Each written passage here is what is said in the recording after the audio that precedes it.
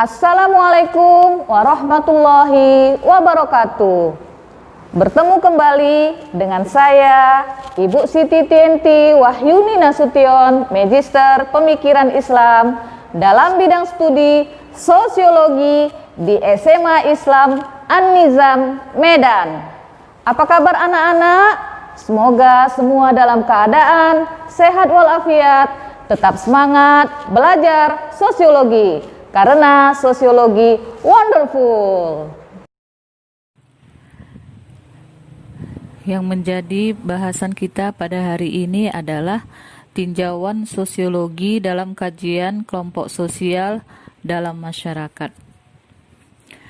Anak-anak yang Ibu sayangi, seperti yang telah kita pelajari di kelas 10 ya, bahwa yang menjadi objek kajian sosiologi adalah yang menjadi objek kajian sosiologi adalah masyarakat. Nah, masyarakat di sini juga termasuklah di dalamnya kelompok-kelompok sosial yang ada dalam kehidupan bermasyarakat tadi. Hal ini dikarenakan sosiologi mempelajari perilaku masyarakat dan perilaku sosial manusia dengan meneliti kelompok yang dibangunnya.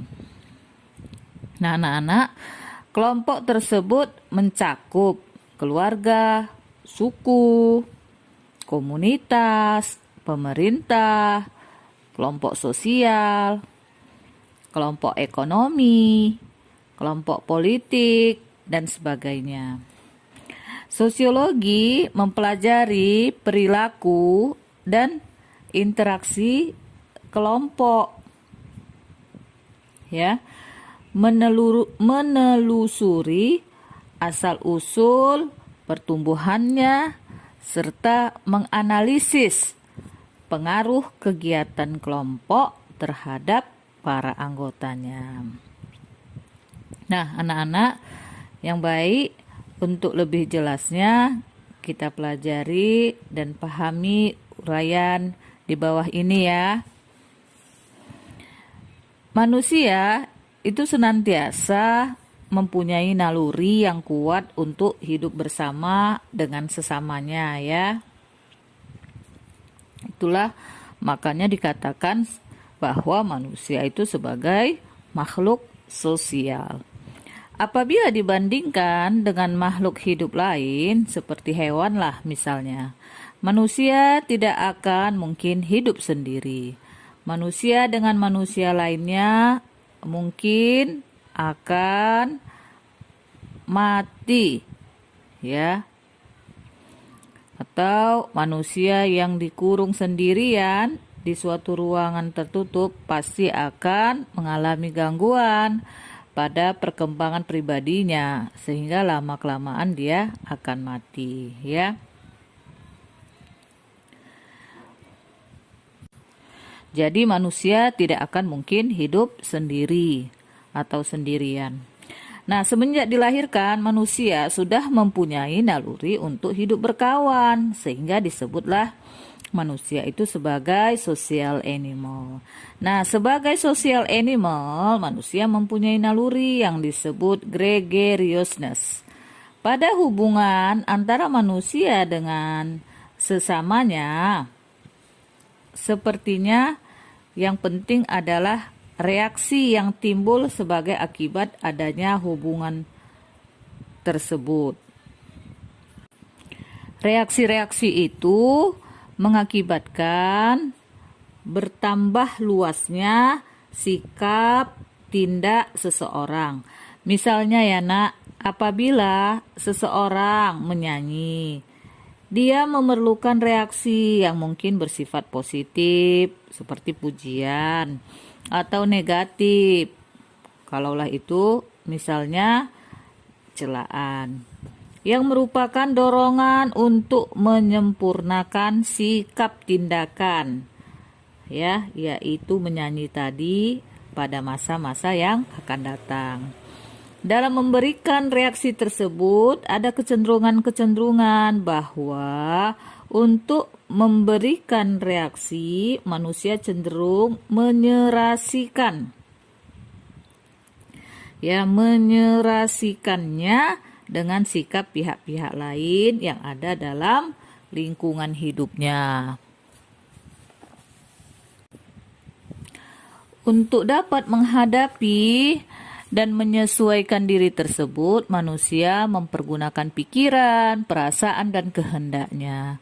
Selain itu, dalam menyerasikan diri dengan lingkungan-lingkungan tersebut, manusia senantiasa bisa hidup dengan sesamanya untuk menyempurnakannya dan memperluas sikap tindaknya agar tercapai kedamaian dalam lingkungannya. Nah, dalam tinjauan sosiologi, hubungan antar manusia, hubungan antar kelompok, serta hubungan antar manusia dengan kelompok senantiasa ada dalam proses kehidupan bermasyarakat. Di dalam pola hubungan-hubungan tersebut yang lazim kita sebut dengan interaksi sosial. Interaksi sosial yang dilakukan oleh manusia ini akan berlangsung secara bertahap dan berkembang seiring kehidupan yang dijalaninya tadi. Nah, di dalam keadaan yang normal, lingkungan pertama yang berhubungan dengan anak adalah orang tuanya, saudara-saudaranya yang lebih tua, ya kalau ada ya, serta mungkin kerabat dekatnya yang tinggal serumah. Melalui lingkungan inilah si anak mengenal dunia sekitarnya dan pola pergaulan hidup yang berlaku sehari-hari. Melalui lingkungan itulah si anak mengalami proses sosialisasi awal. Ya, lingkungan inilah yang dinamakan kelompok sosial dalam keluarga dan kekerabatan. Nah, anak-anak ibu yang soleh dan solehah, orang tua, saudara maupun kerabat terdekat lazimnya mencurahkan perhatiannya untuk mendidik anak supaya anak memperoleh dasar-dasar pola pergaulan hidup yang benar dan baik melalui penanaman disiplin dan kebebasan serta penyerasiannya. Pada saat ini, orang tua, saudara, maupun kerabat secara sadar atau setengah sadar melakukan sosialisasi yang biasa diterapkan melalui kasih sayang. Atas dasar kasih sayang ini, anak didik untuk mengenal nilai-nilai tertentu seperti nilai ketertiban dan ketentraman, nilai keberadaan dan keakhlakan, nilai kelestarian dan keburuan, ya. Kelestarian dan kebaruan, ya, dan seterusnya. Jadi yang terakhir ini di sekolah ya, guru dengan anak didiknya. Nah, anak-anak ibu, apabila usia anak meningkat ke unsur remaja, penanaman nilai-nilai tersebut di atas harus tetap dipertahankan, tetapi dengan cara-cara lain sesuai dengan pertumbuhan jiwa remaja tersebut. Karena pada tahap ini, anak mulai mengenal kelompok sosial dalam bentuk kelompok sepermainan. Kelompok sepermainan dan peranannya belum begitu tampak pengaruhnya pada masa kanak-kanak, walaupun dalam masa itu seorang anak sudah mempunyai sahabat-sahabat yang terasa dekat sekali dengannya. Sahabat ini mungkin adalah anak tetangga, teman satu kelas, anak kerabat, dan seterusnya. Persahabatan itu ada kalanya diteruskan hingga pada usia remaja. Lazimnya sahabat tersebut terdiri atas tidak lebih dari 3 orang yang sejenis. Sahabat-sahabat itu memang diperlukan sebagai penyaluran berbagai aspirasi yang memperkuat unsur-unsur kepribadian yang diperoleh dari rumah. Sudah tentu sahabat tersebut cenderung memberikan pengaruh yang baik dan benar. Walaupun tidak mustahil bahwa ada sahabat yang memberikan pengaruh yang kurang baik.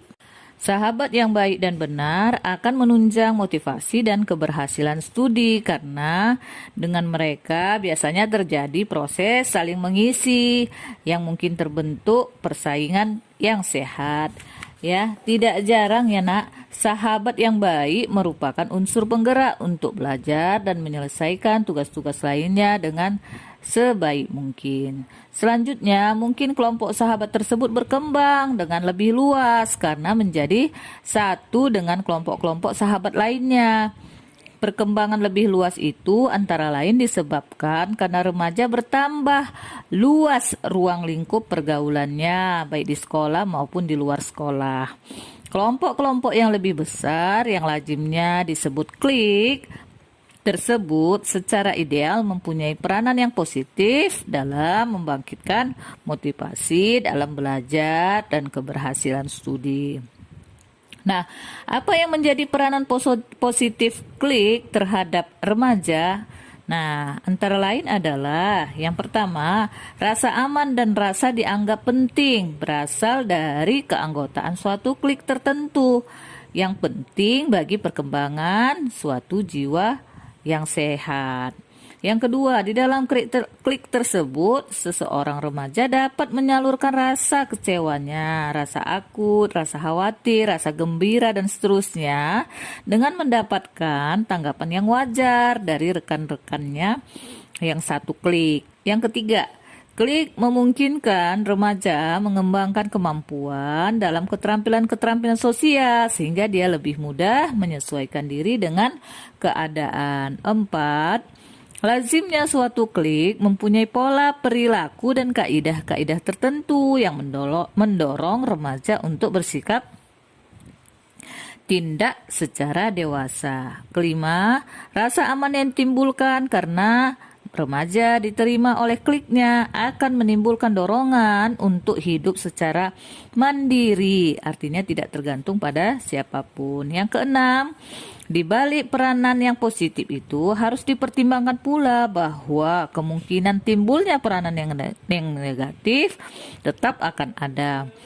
Kemungkinan terjadinya peranan-peranan yang negatif itulah yang senantiasa harus dicegah baik oleh orang tua, guru, dan pihak lain yang merasa bertanggung jawab terhadap masa depan yang benar dan baik bagi para remaja. Nah, anak-anak, klik juga memiliki dampak negatif. Yang pertama, klik mendorong anggotanya untuk bersikap diskriminatif terhadap bukan anggota klik. Hal ini mungkin menimbulkan sikap tindak yang kurang adil. Yang kedua, klik mendorong terjadinya individualisme karena rasa kepatuhan hatinya dikembangkan secara pribadi atau individual.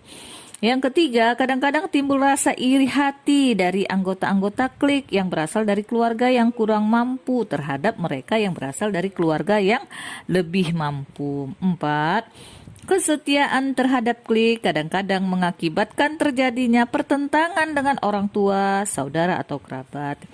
Yang kelima, klik merupakan suatu kelompok yang tertutup, yang sulit sekali ditembus, sehingga menimbulkan penilaian terhadap sikap tindak anggotanya sukar dilakukan oleh pihak luar.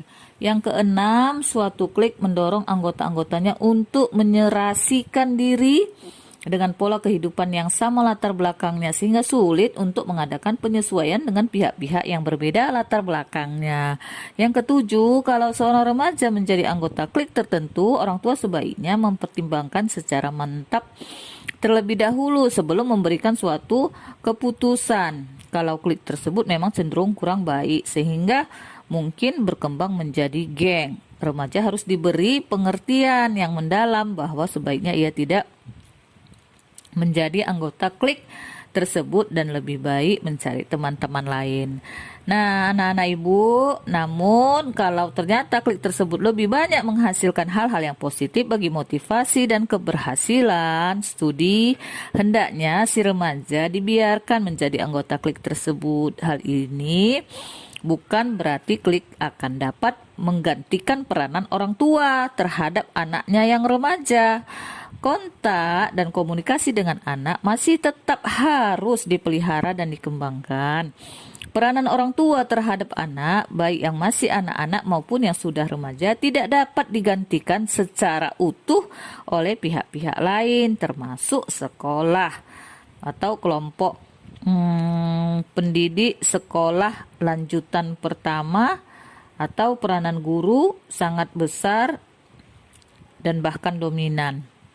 Nah, pada taraf pendidikan formal tersebut, guru mempunyai peranan yang cenderung mutlak dalam membentuk dan mengubah pola perilaku anak didik. Dengan demikian, hasil kegiatan guru tersebut akan tampak nyata pada kadar motivasi dan keberhasilan studi pada taraf itu, yang mempunyai pengaruh yang sangat besar pada tahap-tahap pendidikan selanjutnya.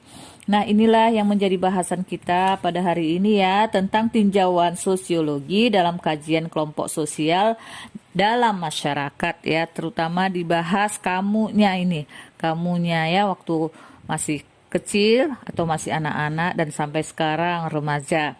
Jadi di sini diharapkan kita bisa mengambil hal-hal yang positif ketika kita bergabung dalam klik atau dalam kelompok-kelompok yang kita ikuti, dan kita usahakan untuk menjauhi hal-hal yang negatif dari klik yang kita ikuti. Ya, demikian saja, semoga manfaat adanya. Wabillahi taufik wal hidayah. Assalamualaikum. Demikian pembelajaran hari ini. Sampai jumpa di video pembelajaran berikutnya. Jangan lupa like, comment, and share video ini. SMA Islam An-Nizam, unggul, cerdas, islami. Assalamualaikum warahmatullahi wabarakatuh.